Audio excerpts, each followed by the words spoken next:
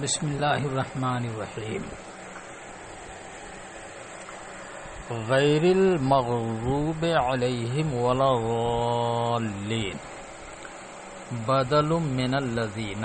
علی معنی ان المنعم علیہم هم الذین سلموا من الغضب والضلال او صفت له مبینۃ او مقیدۃ علی معنی انہم جمعوا بین النعمۃ المطلقۃ وہی نعمۃ الایمان وبین نعمۃ السلامۃ من الغضب والضلال وذلک انما یصح باحد التاویلین اجراء الموصول مجرى النکرہ اذا لم يقصد به معهود كالمحلى في قوله وَلَقَدْ أَمُرُّ عَلَى اللَّئِيمِ يَسُبُّنِي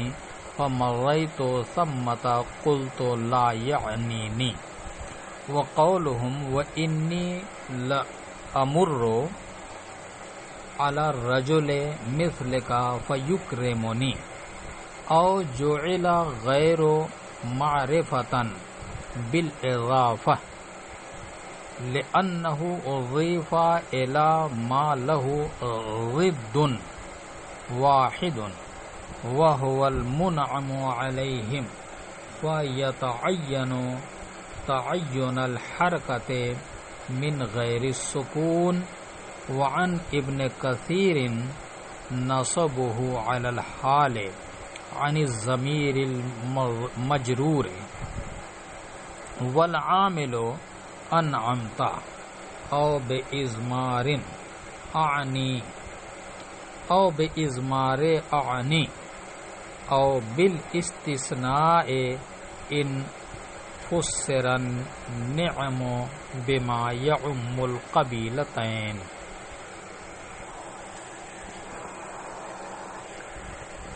ترجمہ: غیر المغضوب علیہم ولا الضالین، یہ کلام الذین کا بدل الکل ہے اس معنی کے اعتبار سے کہ منعم علیہم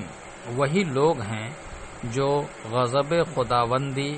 اور گمراہی سے دور ہیں، یا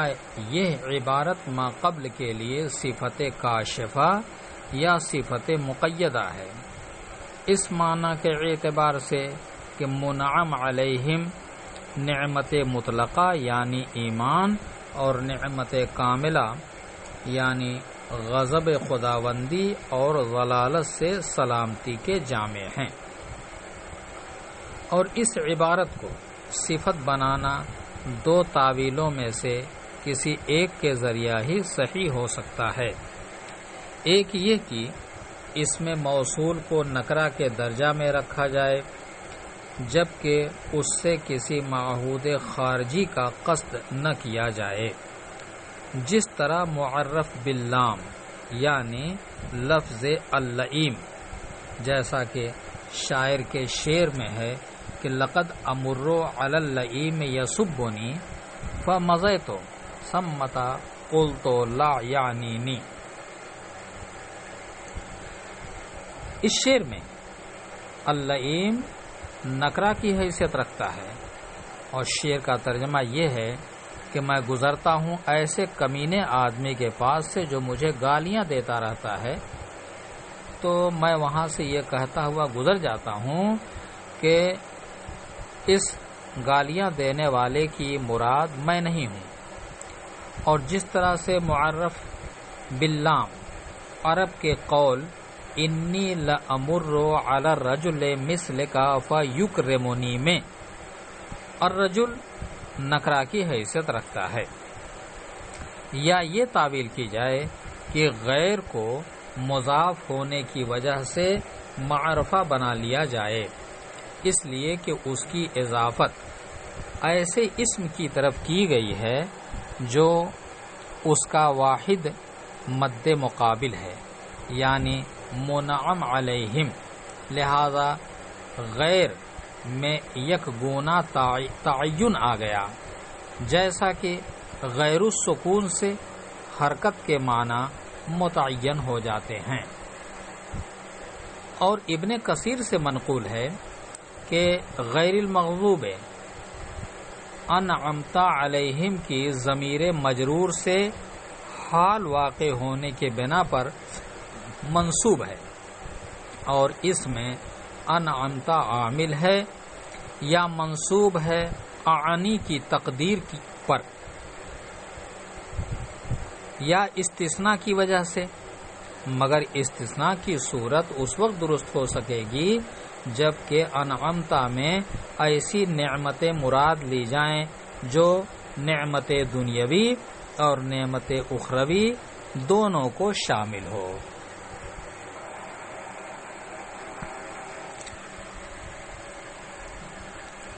اب تفسیر ملاحظہ فرمائیں۔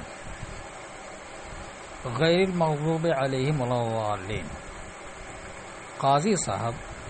پہلے اس عبارت کی ترکیب بیان کرتے ہیں،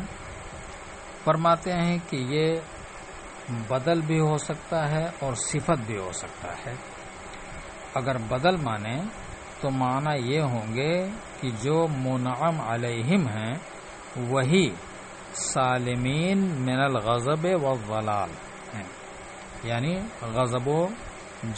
ضلال یعنی گمراہی سے محفوظ ہیں، کیونکہ یہاں بدل سے مراد بدل الکل ہے، اس لیے کہ جب مطلق بولا جاتا ہے تو اس کا فرد کامل مراد ہوتا ہے، اور بدل کا فرد کامل بدل الکل ہے، اور چونکہ بدل الکل اور مبدل منہ ذاتاً و مصداقاً دونوں اعتبار سے متحد ہوتے ہیں،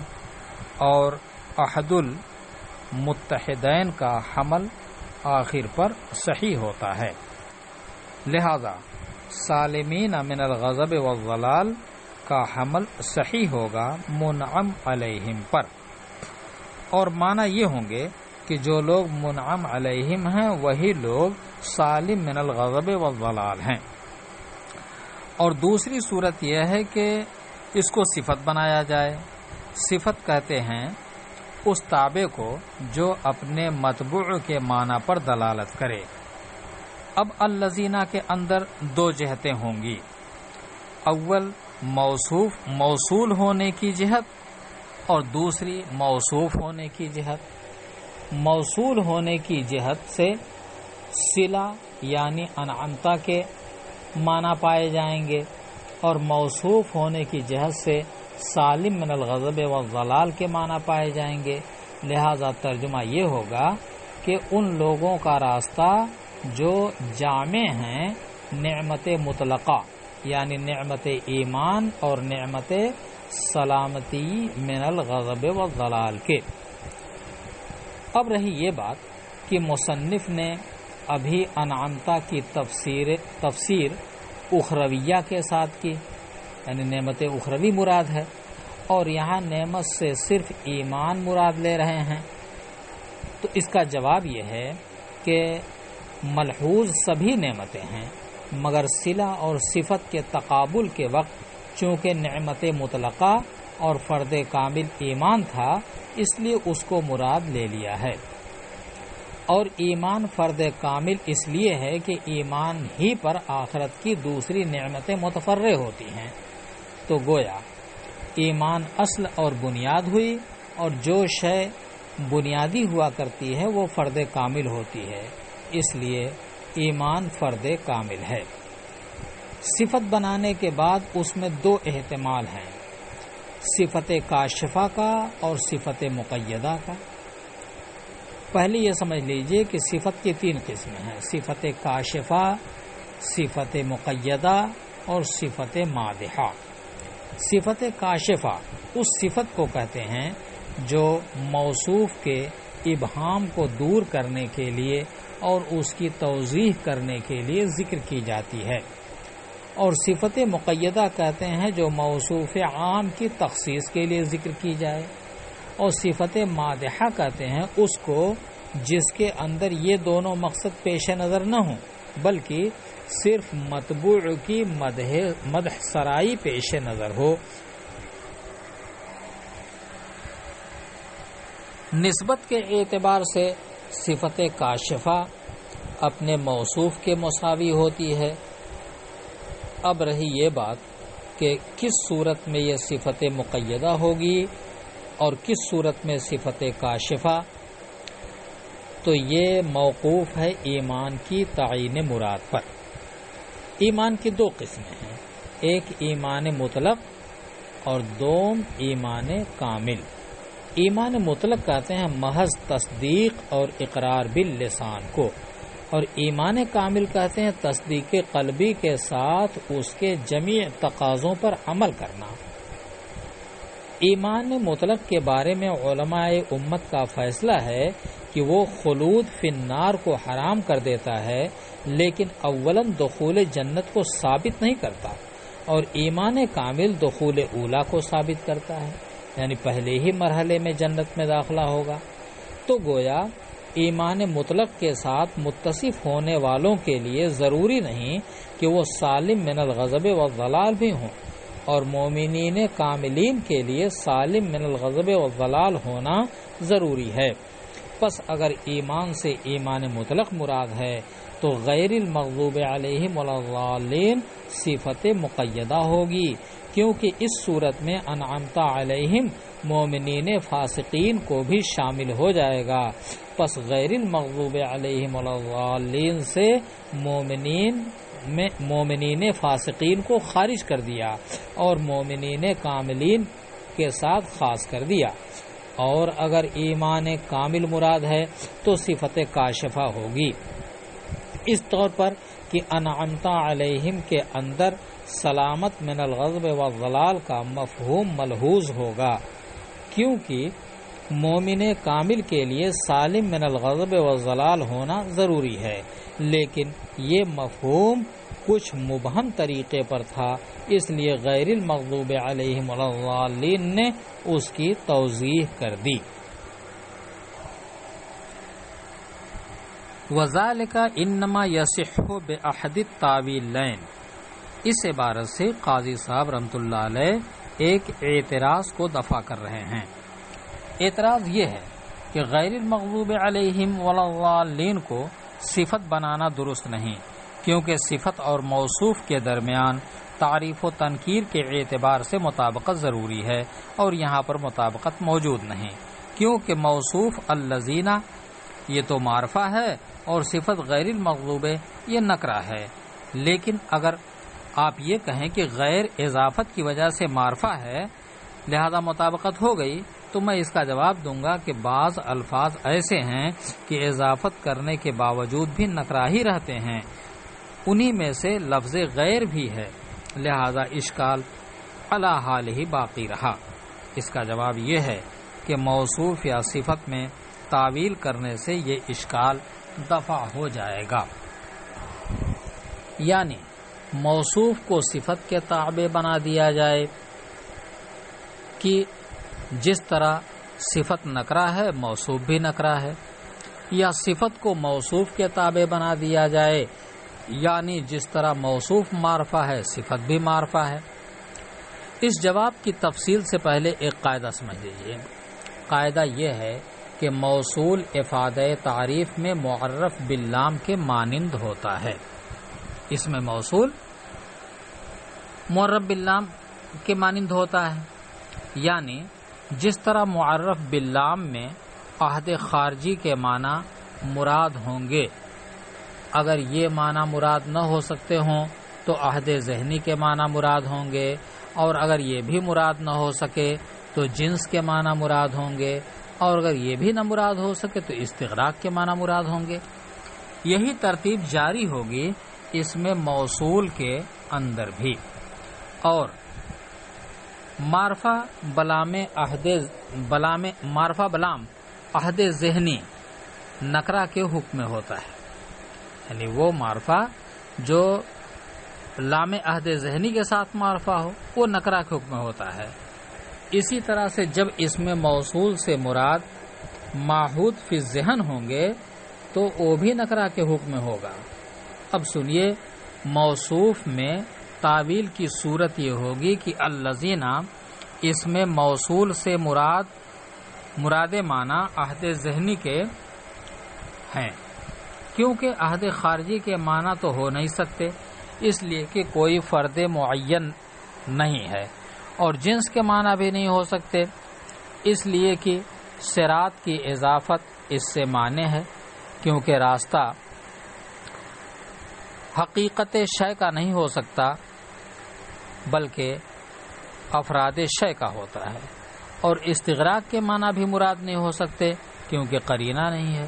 لہذا اب ثابت ہو گیا کہ الذین سے مراد عہد ذہنی ہے، اور جیسا کہ بیان کیا کہ عہد ذہنی نکرہ کے حکم میں ہوتا ہے، لہذا الذین نکرہ کے حکم میں ہو گیا۔ اب موصوف و صفت تنکیر میں مطابق ہو گئے، لہذا عدم مطابقت کا اعتراض اب نہ پڑے گا۔ قاضی صاحب نے بھی عہد ذہنی کے نکرہ کے حکم میں ہونے کی دو نظیریں بیان کی ہیں، پہلے ایک شعر اور دوسرے کی نظیر ایک قول ہے۔ شعر یہ ہے، وَلَقَدْ أَمُرُّ عَلَى اللَّئِيمِ يَسُبُّنِي فَمَرَّيْتُ ثَمَّةَ قُلْتُ لَا يَعْنِينِي۔ دیکھیے اس شعر میں اللئیم پر الف لام عہد ذہنی ہے، کیونکہ شاعر کا مقصود اپنے کمال وقار کو بیان کرنا ہے، اور کمال وقار اسی وقت ہوگا جب حلم و بردباری کا معاملہ کسی فرد معین کے ساتھ نہ ہو بلکہ حلم میں عموم ہو، لہذا الف لام عہد خارجی کا تو ہو نہیں سکتا، اور الف لام جنس بھی نہیں، کیونکہ شعر میں لئیم پر مرور واقع ہو رہا ہے، اور مرور جنس شے اور حقیقت شے پر واقع نہیں ہوا کرتا، لہذا الف لام جنسی بھی نہیں ہو سکتا، اور الف لام استغراق کا بھی نہیں، اس لیے کہ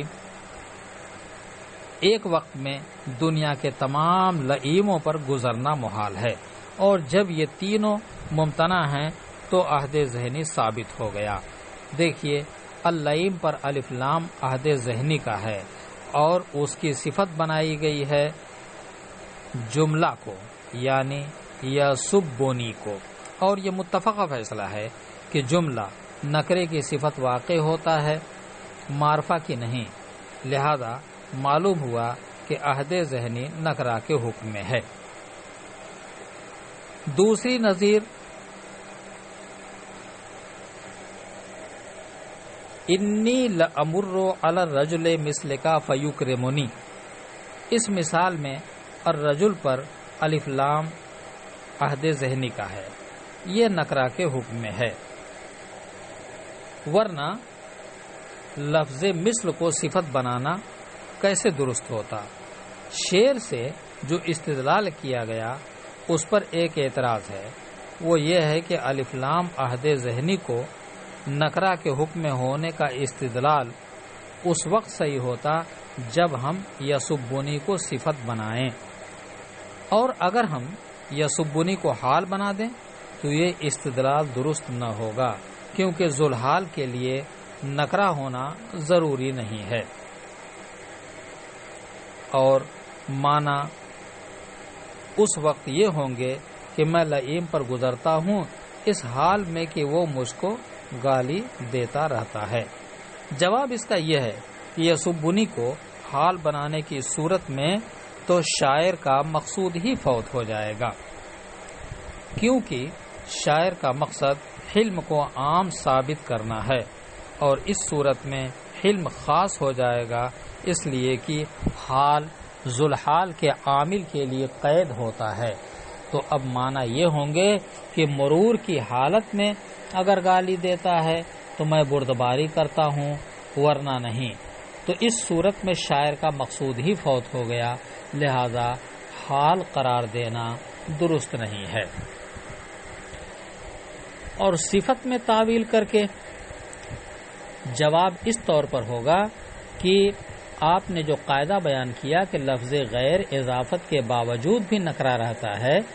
یہ قاعدہ مطلق نہیں بلکہ یہ قاعدہ ہے جبکہ لفظ غیر ضدین کے درمیان واقع نہ ہو، لیکن اگر ضدین کے درمیان واقع ہو تو اضافت مفید تعریف ہوگی۔ جیسے کہ کسی نے کہا من نقلہ، جواب دیا گیا ہے الحرکت غیر السکون، تو دیکھیے یہاں لفظ غیر معرفہ ہو گیا کیونکہ ضدین یعنی حرکت و سکون کے درمیان واقع ہے، پس جب غیر کی نسبت سکون کی طرف کی گئی تو اس کی ضد آخر یعنی حرکت متعین ہو گئی۔ اب متعین اس طور پر ہوئی کہ غیر السکون کے معنی ہی حرکت کے ہو گئے، پس اسی طرح غیر المغضوبہ میں بھی لفظ غیر ضدین کے درمیان واقع ہے، لہذا یہاں بھی لفظ غیر معرفہ ہوگا اضافت کی وجہ سے، اور ضدین منعم علیہم اور مغضوب علیہم اور الضالین ہیں، تو اب معنی ہوں گے کہ منعم علیہم ہوا غیر المغضوب علیہم والضالین ہیں، اور جب غیر معرفہ ہو گیا تو الذین کی صفت بنانا درست ہے، لہذا کوئی اشکال باقی نہ رہا۔ وعن ابن کثیر، قاضی صاحب ما قبل کی 2 ترکیبیں بیان کرنے کے بعد اور ایک تیسری ترکیب بیان کرتے ہیں۔ فرماتے ہیں کہ ابن کثیر نے غیر کو نصب پڑھا ہے حال ہونے کی بنا پر، یا اعنی کی تقدیر کی وجہ سے، یا استثناء کی وجہ سے۔ اس ترکیب کو سمجھنے سے پہلے 3 باتیں سمجھنا ضروری ہیں۔ اول یہ کہ حال اور ذوالحال دونوں کا عامل ایک ہوتا ہے، دوم یہ کہ مسند الیہ اسم ہوتا ہے، سوم یہ کہ لفظ غیر میں صفت ہونے کے معنی اصل ہیں لیکن خلاف اصل استثناء کے معنی پر محمول کر لیا جاتا ہے،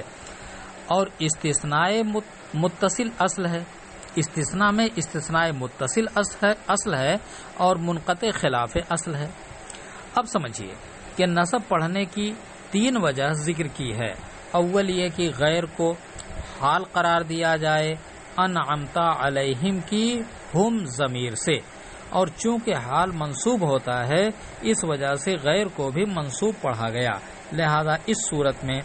اعتراض ہوگا وہ یہ کہ ذوالحال مفعول ہوتا ہے یا فاعل، اور یہاں ہم ضمیر نہ فاعل ہے نہ مفعول بلکہ مجرور ہے۔